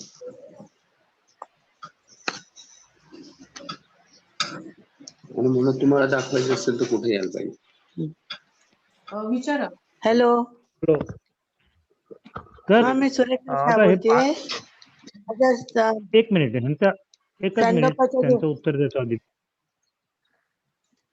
तर ते पाय आपटण्याचा जो हॅलो. प्रकार असतो त्याला दोन कारणं असतात. एक म्हणजे रेस्टलेस लेग असं म्हणतात, रेस्टलेस लेग सिंड्रोम, की डोपामिन कमी पडलं तर मग रात्री हे असं होतं पायाचं. मग त्यासाठी थोडं काहीतरी एखादी टॅबलेट द्यायला लागेल रात्री. येत आहे ना ऐकू? हो हो हॅलो. हो व्यवस्थित. आणि दुसरा प्रॉब्लेम हा, असतो कधी कधी की झोपेच्या प्रमाणात ह्याच डिस्टर्ब होतं झोपेच्या स्टेजेस मध्ये, आणि त्याच्यात हे असं पाय आपटण्याचं होतं. आणि त्यावेळी जागो केलं ना जागो हा. केल्यानंतर ते हॅलो सर. म्हणजे त्यांना हे नंतर ती म्हणजे त्यांना बुवा काय भास होत आहेत वगैरे असं काही वाटत नाही. वाटत नाही. नाही बरोबर आहे. तर त्याला ती प्रॅमिपेक्स किंवा कुठली तरी गोळी रात्रीची द्यावी लागेल एखादी. आणि दुसरं एक मला आठवलं हॅलो, मी सुरेखा केला त्यांनी, तर ते वारली पेंटिंग त्या दिवशी ते त्याच्यात इतके रमतात की 1-2 तास वगैरे बसतात. तर ते जेव्हा केलं त्यावेळेला ते पाय आपटणं बंद होतं त्याचं. बरोबर म्हणजे आहे. मला अजूनही चांगलं आहे मग. निरीक्षण करायला पाहिजे की त्याचा खरंच असं होतंय का, किंवा ते न केलेल्या वेळी असं एक जागा निरीक्षण करायला पाहिजे. पण बंद झालेलं दिसतं. शांत झोप म्हणजे एका कुशीवर झोपलेलं त्याच कुशीवर सकाळपर्यंत असलेलं असं. ब्रेन ऍक्टिव्हिटी पाहिजे. आणि जसं डॉक्टर म्हणाले की नवीन गोष्टी पाहिजेत. रोज तीच गोष्ट म्हणून करून उपयोग नाही.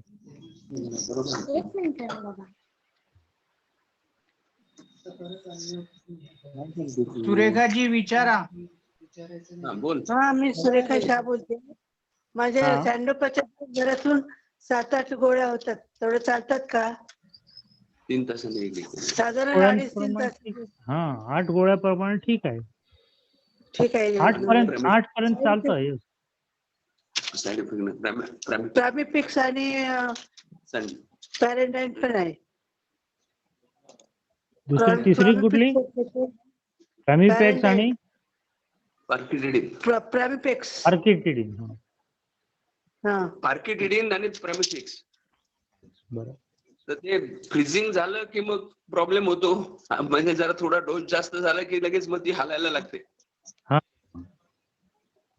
खरं आहे. तो जो आपला जो रेंज असते ती खूपच कमी होते. म्हणजे जरा डोस कमी पडला की फ्रीजिंग होतं. हो राईट. जरा डोस जास्त झाला की ते मुवमेंट व्हायला लागतात. त्यासाठी काय करावे? लॉंग ऍक्टिंग बघा तुम्ही तसं ट्राय करून. तुमचं ते यायचं असेल तर म्हणून कुठे भेटेल? आणि तुम्हाला दाखवायला यायचं असेल तर काय ऍड्रेस आहे तुमचा? मी असतो सह्याद्री हॉस्पिटलला, पण तुमच्या डॉक्टरांना विचारा, ते सांगतील तुम्हाला लॉंग ऍक्टिंग कसं काय घ्यायचं काय. हो, ते दाखवू. पण तुमच्याकडे यायचं असलं तर काय करावे? मी असतो सह्याद्री हॉस्पिटलला, डेक्कन जिमखाना. डेक्कन जिमखाना. बरं. आणि वेळ कधी? सकाळी असतं 9 ते 11. तुमचा फोन नंबर लागेल ना अपॉइंटमेंट घ्यायला? हो, सह्याद्री हॉस्पिटलला फोन करा. बर, ठीक आहे. अच्छा, लिमये साहेब अनम्यूट करा आणि बोला. अनम्यूट करा आणि बोला. मी मोघे बोलत. अरे झाल्यानंतर तुला पहिल्याचं वाटतं पंजाब झालं काम. काय? पंजाब काढून टाका, आपलं काम झालं. सुरुवातीला चालायला लागले की बरोबर चालतात, आणि मग जे पळायला लागतात थांबू शकत नाहीत. मध्ये मध्ये थांबवलं तरी कसं तरी करतात आणि परत पळायला लागतात. करेक्ट. त्याला ते फेस्टिनेटिंग असं म्हणतात ह्या प्रॉब्लेमला. हा, त्यासाठी 2 गोष्टी. एक म्हणजे चालण्याची टेक्निक थोडीशी चेंज करायला लागेल. हा, ते असं हिल टो म्हणजे आधी टाच मग बोट, टाच मग बोट, असं चालायला लागेल त्यांना. हा. दुसरं प्लॅनिंग, की आता इथे इतकं चालायचंय मला, 20 पावलं का 50 पावलं का 100 मीटर. ते प्लॅनिंग करावं लागेल आधीपासून, मनातल्या मनात ते हे करायचं की आधी मी 10 पावलं चालतो, मग परत 10 चालतो, परत 10 चालतो, असं एक एक एक एक 4 स्टेप मध्ये ते डिवाइड करायचं. मोगे साहेब अनम्यूट करा आणि बोला. म्यूट करा आणि बोला. मोगे साहेब अनम्यूट करा, अनम्यूट.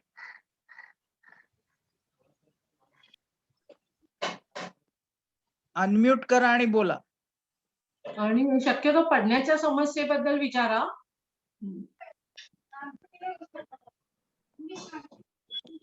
मोगे साहेब अनम्यूट करा. तुमच्याकडनंच करा, तुमच्याकडनं होईल ना unmute का नाही?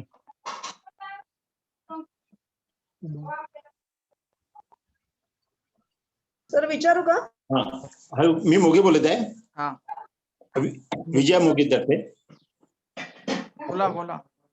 हिची इतक्यात कंबर वाकलेली आहे, असं समोर असं भाग येत होतो, चालताना पण वाकल्यासारखं होते, आणि 2 पावलं चाललं की फास्ट चालल्यासारखं होते, आणि पोट आतमध्ये गेल्यासारखं वाटते.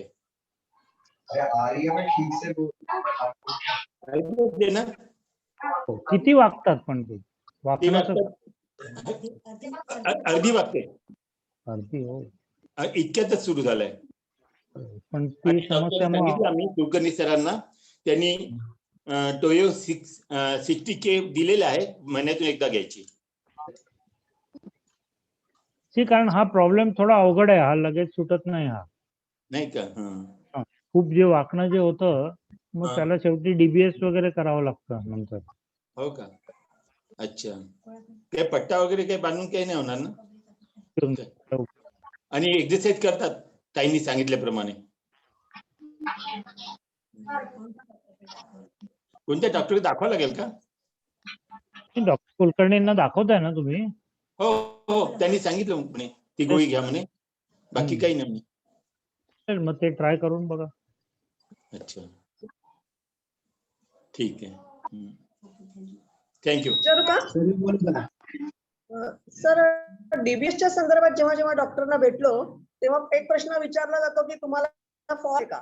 तर त्या फॉलचा आणि DBS आहे का? म्हणजे तो फॉल असेल तर डीबीएस शक्य नाही किंवा उपयोग आहे? फॉल्स नाही, फॉल्स म्हणजे काय की बॅलन्सचा प्रकार काही खूप सुधरत नाही ना डीबीएस नंतर. होतो म्हणून डीबीएस करता येणार नाही असं नाही ना? नाही, आता बॅलन्सचा प्रॉब्लेम थोडा असला, 2-5% असला तर करायचं, मग बाकी गोष्टी तरी सुधारतात. आणि बाकी गोष्टी सुधारल्या तर थोडाफार पण मेन प्रॉब्लेम जर बॅलन्सचा असला किंवा मेन प्रॉब्लेम फ्रीजिंगचा असला तर मग तेवढा उपयोग होत नाही, म्हणून ते विचारून बघतात. पण ऑन ऑफ ला उपयोग होईल ना? ऑन ऑफ ला उपयोग होतो ना. आणि दुसरं अलीकडे माझ्या वाचनामध्ये एक पुस्तक आलं, म्हणजे हे तुम्हाला दिसतंय का माहित नाही,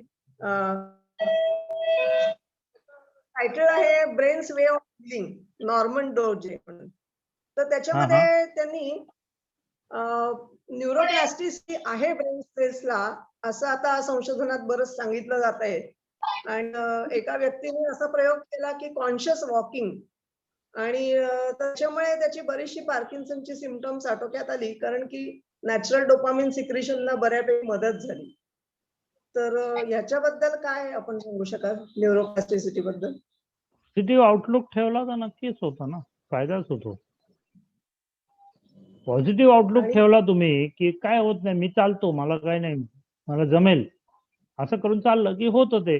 तुम्ही जर विचारच केला की नाही नाही मला जमणारच नाही, मी चालतच नाही, तर मग ते अवघड होऊन बसतं. म्हणजे त्याच्यात त्यांचं म्हणलेलं आहे की ज्या सेल्सचं काम आहे डोपामिनचं ते बंद पडल्यामुळे जे बरेचसे प्रॉब्लेम झाले, तर ब्रेन स्वतःहून दुसरं नेटवर्किंग तयार करून दुसरे मार्ग काढून आपल्याला चालण्यास मदत देतो, आपण जर कॉन्शियस वॉकिंग केलं तर. तेच, म्हणजे तुम्ही जर पॉझिटिव्ह ठेवला ॲटिट्यूड की मी चालणारच आहे, मला चालायचंच आहे, तर मग ब्रेन काहीतरी मार्ग काढतो त्याच्यावर. म्हणजे असू शकेल हे. असू शकेल. आणखी एक पण ते काय असं ओव्हरनाईट होत नाही, ते ओव्हरनाईट होत नाही, त्याला 3 महिने 6 महिने असं प्रयत्न करावा लागतो. तर त्याचे काहीतरी बरोबर. फायदे दिसतात आपल्याला. आपण 15 दिवस करून बघतो म्हणतो काय होत नाही याच्याने जाऊन द्या, तसं नाही करायचं. ते तुम्हाला बरेच काळ ते ठेवायला लागेल, त्याच्या मागे लागायला. आणि आता करंट कॉन्टेक्स्ट मधला एक प्रश्न म्हणजे कोरोनाच्या साठी आम्हाला पार्किन्सन पेशंटला वॅक्सिनेशन साठी काही सर्टिफिकेट लागेल? काही नाही, काही नाही ना? काहीच नाही, वॅक्सिन घ्यायचं, नो इश्यू. घ्यायचं. ओके. Thank you sir. आम्ही तुमच्याकडेच बरेच वर्ष ट्रीटमेंट हो माहिती आठवलं आहे. ना दिलीप करणे. हो. आता सध्या फक्त जरा मंगेशकर मध्ये जायला लागतंय ऑफिसच्या कारणामुळे. हॅलो डॉक्टर, नमस्ते. नमस्ते. आम्ही 2 महिने ट्विन्स आहेत. दोघींना हा प्रॉब्लेम सुरू झालेला आहे. 8 वर्ष झाले, 9 वर्ष झाले जवळ. तर बरं. बोलताना उच्चार स्पष्ट बोलता येत नाही. हा हा हा. बोलताना अडखळतो आणि एकदम स्टॉप होतं बोलणं. हम्म. माझ्या बहिणीला माझ्यापेक्षा जास्त प्रॉब्लेम, मला कमी आहे प्रॉब्लेम जरासा. जुळ्या बरं. बहिणी तुम्ही, त्याच्यावर काही उपाय इलाज आहे का? व्यायाम वगैरे होतो. हा, स्पीच थेरपीच करायला लागेल, कारण त्याला गोळ्यांचा काही फायदा होत नाही त्याला. दुसरं काहीच नाही इलाज? नाही नाही, त्याला स्पीच थेरपीच लागणार. अच्छा. आणि बाकी ऍक्टिव्हिटी वगैरे सगळं करतो, त्यामुळे हालचाल करता येते, फिरता येतं, पण बोलताना उच्चार स्पष्ट येत नाही अजिबात. दुसऱ्यांना आपलं बोलणं कळत नाही, त्यामुळे आपल्याला फील वाटतं जरा. करेक्ट. कारण स्पीचवर काही फायदा होत नाही या गोळ्यांचा कुठल्याही. जिभेचे व्यायाम वगैरे? स्पीच थेरपी मध्ये जे येतात तेच करायचे ते सगळे. अच्छा, बरं. ते कुठे कुठे मिळतील? स्पीच थेरपिस्ट असतात काही काही ठिकाणी. पण आहेत बरं का, व्हॉट्सअप ग्रुपवर 2 स्पीच थेरपिस्ट आहेत ना? तर तुम्ही. हो हो. म्हणून आहे का? बर. नमिता जोशी म्हणून आहे, सोनल चिटणीस. अमिता जोशी, दोघंही चांगले. दोघी पण चांगल्या आहेत. आमच्याकडे बऱ्याच वेळा लेक्चर दिले त्यांनी, आणि त्यामुळे त्यांना आम्हाला सहकार्य म्हणून काय आहे, कोणाला काही प्रश्न आले तर सांगायला. बरं, ओके. बघ ते कॉन्टॅक्ट करते त्याशी. मी राहते पिंपरी चिंचवडला आणि ते पुण्यात पडतात, त्यामुळे मला जमत नाही जायला यायला. ते ऑनलाईन सुद्धा आता घेतात बरं का, करोनामुळे करतील ना. हा. ऑनलाईन तुम्हाला हे करतील, ट्रीटमेंट देऊ शकतील. अच्छा, बर. त्याला फोन करून बोलवायचं का? देते. तुम्ही व्हॉट्सअपवर आहे का? हा, व्हॉट्सअपवर आहे का तुम्ही? हो हो, मी माधुरी पाटील आहे. हा, ठीक. मी बऱ्यापैकी मीटिंगला पण येत असते, आता मला जमत नाही यायला, लांब पडतं, ट्रॉफिक पण जाम असते, त्यामुळे मी येऊ शकत नाही आता. आणि सगळ्यांनी जरा खूप असे कुठलेही न्यूरोलॉजीवरचे नको, आपले पडण्याच्या समस्यावर जास्त विचारा बरं. डॉक्टरांचा बराच म्हणजे आपण वेळ कुठलेही कोणी विचारू नका. आणखीन कोणाला काही विचारायचं आहे का? हा, मला मेन प्रॉब्लेम विचारा मॅडम. माझा महत्वाचा प्रॉब्लेम होता, कारण खूप वर्ष झाले मी इलाज केला, इलाज होत नाही याला, म्हणून विचारला मी हा प्रश्न. डॉक्टर निरालेंची ट्रीटमेंट घेते मी सध्या, निराले डॉक्टरांची चांगली ट्रीटमेंट चांगली देत आहेत, त्यामुळे व्यवस्थित आहे सगळं. हॅलो, बोला. हॅलो, मी हॅलो. डॉक्टर जावडेकर.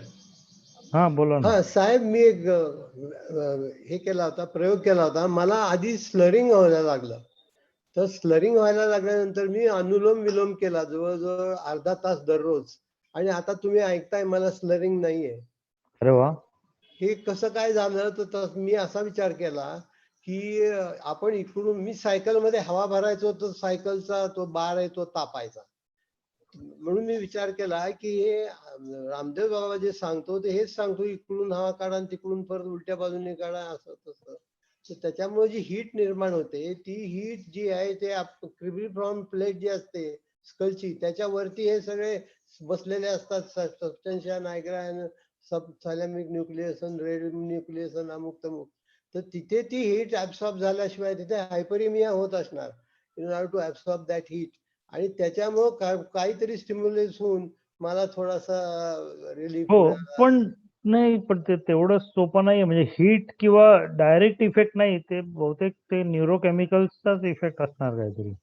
पण स्लरिंग गेलं आता, त्याला 1 वर्ष झालं आणि मी कारण हे जे अनुलोम विलोम किंवा हे जे ओमकार वगैरे त्याचे काय कसे होतात फायदे हे अजून काही समजलेलं नाही लोकांना, पण होतात खरे आणि फायदे होतात. माझ्या पत्नीनं आता आठवण करून दिली की हे तुम्ही सांगायला पाहिजे होतं, आणि Correct. त्याचा मला फार उपयोग झाला आणि मी ते कधी विसरत नाही. ज्या दिवशी विसरतो त्या दिवशी मला फार वाईट वाटतं आज विसरलो म्हणून. हा हा हा तुमचे स्वतंत्र अनुभव सांगणारा एक आपण व्याख्यान घेऊ जावडेकर.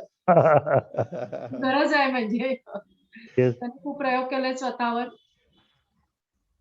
मी कधी मला डिप्रेस वाटू देत नाही. I think that is what I have learn from reading so many people. पण तुमचा व्हॉट्सअप ग्रुप असला तर रोज एक तुम्ही हे टाकत जा त्याच्यावर. That is important. म्हणजे लोकांना ते रिपीट हे करून ते म्हणजे इतकं की मला सगळं एकत्र हे आज होण्यापेक्षा भजी खावी तर मी स्वतः भजी करून खातो. असं तुम्ही रोज एक पॉइंट देत जा तुमच्या व्हॉट्सअप ग्रुपवर. सो दॅट विल बेनिफिट ना लोकांना. ते एक एक एक एक करत मनाला डिप्रेस मी कधी ऍप्लिकेशन. थोडासा युफोरिक असतो मी रादर दॅन. राईट. आणि I think that is delaying my symptoms to appear. Correct. बरोबर.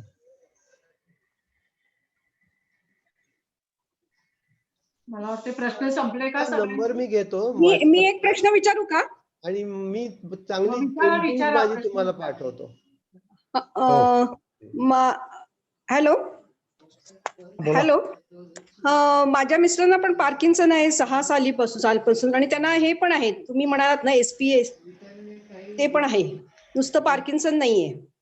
PSP. हा आणि हा आणि ते सिंथसायझर वगैरे वाजवायचे, फ्लूट वाजवायचे, पण आजकाल ते कुठलीच गोष्ट आपण करत नाहीत. प्रत्येक गोष्ट त्यांना सांगावी लागते, पाठीमागे लागायला लागतं. आणि दुसरं म्हणजे व्यायाम पण, कुठलाही व्यायाम समोर उभं राहून करून घ्यावा लागतो. स्वतः ते करतच नाहीत कुठली गोष्ट. त्याला कारण म्हणजे काय असेल किंवा काय? हे इनर्शिया जे म्हणतो आपण त्याला इनर्शिया म्हणतात किंवा ॲपॅथी म्हणतात. त्याच्यावर असं मेडिसिन असं काही इलाज नाही त्याच्यावर. ते त्यांच्या मागे लागून करून घ्यायला लागेल. मागे लागूनच करून घ्यायला पाहिजे. मग हा ह्याचाच भाग आहे. पार्किन्सन पेक्षा वेगळा आहे प्रकार. हा, हे माइंडचे प्रॉब्लेम्स असतात हे सगळे. वयोमानाने होतात. कारण इतर पेशंटचं मी ऐकते, आम्ही हे करतो, आम्ही ते करतो, असं सगळे जण सांगत असतात ना. हे तसं आपण कुठलीच गोष्ट, म्हणजे पूर्वी फार सुंदर सिंथसायझर वाजवायचे, हे छान गाणी वाजवायचे, फ्लूट वाजवत होते, माउथ ऑर्गन वाजवत होते. पण आता त्यांना ते म्हणजे थोड्या वेळ बसतात, ते पण मी पाठीमागे लागते मग बसतात. आणि असं छान असं सुचत नाही त्यांना गाणं वाजवायला म्हणा किंवा काय असं. आपण ते कुठली गोष्ट करत नाही. व्यायाम पण सगळे करून घ्यावे लागतात मला त्यांच्याकडून. ते झोपून असे पाठीवर व्यायाम, ते डोळे बंद करून झोपूनच राहतात. असा प्रकार आहे त्यांचा. लिस्ट बनवायला सांगा की आज हे 1 2 3 तुम्हाला कुठली गाणी म्हणायची तुम्ही लिहा. असं करून ते त्यांच्या मागे लागायला लागणार तुम्हाला याच्यात. हो ना. तसंच आहे ते. आणि पडण्याचा तर प्रॉब्लेम आहेच. म्हणजे वळताना ते पडतात. वळताना पडतं, बोलण्यावरही हे झाले त्यांच्या परिणाम झालाय. कमी झालाय आवाज, एकदम लो आहे झालाय त्यांचा, मोठा आवाज येत नाही. मॅडम माझ्याशी बोलायला सांगा त्याला. शोभनाताईंकडनं नंबर घ्या. मी बोलतो फोनवर त्यांच्याशी. बघूया.